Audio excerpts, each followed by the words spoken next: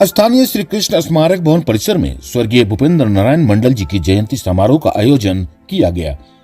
कार्यक्रम में बिहार के राज्यपाल श्री राजेंद्र विश्वनाथ आर्लेकर, मुख्यमंत्री नीतीश कुमार, उप मुख्यमंत्री सम्राट चौधरी और विजय सिन्हा सहित कई गणमान्य व्यक्ति मौजूद रहे।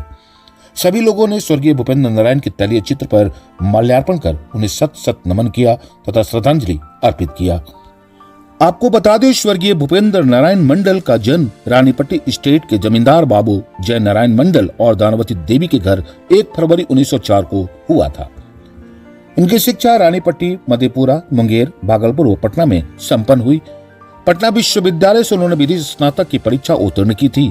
उनकी विवाह 1926 में राधा देवी के साथ संपन्न हुआ। 1930 में वकालत पेशा के साथ ही उन्होंने अपना सार्वजनिक जीवन आरंभ किया। महात्मा गांधी के आह्वान पर 1921 से उन्होंने असहयोग आंदोलन में छात्रों का नेतृत्व प्रदान किया। 1940 में मधेपुरा के छात्रों द्वारा चलाया गया छुआछूत मिटाओ आंदोलन में भी उन्होंने मुख्य भूमिका का निर्वहन किया। 13 अगस्त 1942 को मधेपुरा स्थित ट्रेजरी बिल्डिंग पर तिरंगा फहराकर विशाल जन समुदाय का नेतृत्व प्रदान किया।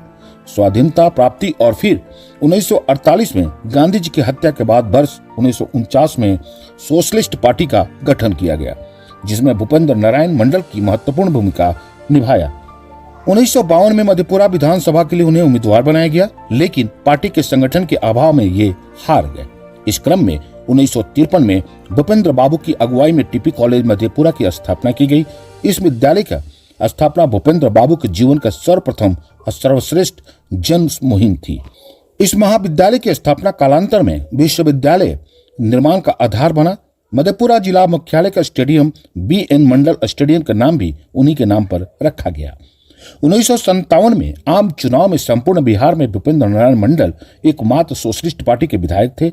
इन्हें अखिल भारतीय सोशलिस्ट पार्टी का अध्यक्ष का दायित्व 1949 में सौंपा गया।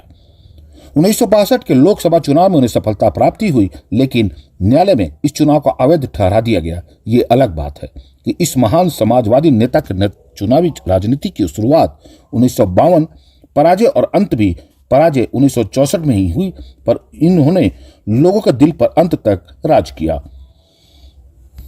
1968 में और पुनः 1972 में बड़े ही सम्मान के साथ इन्हें राज्यसभा के लिए चयनित किया गया। परतंत्र भारत में 2 बार और स्वतंत्र भारत में 4 बार जेल भी भेजे गए। सांसद रहते हुए भूपेंद्र बाबू ने अपनी अंतिम सांस 29 मई 1975 को टिंगराहा, जो कुमारखंड मधेपुरा में है, वहां पर ली और उस शख्सियत का नमन की गई।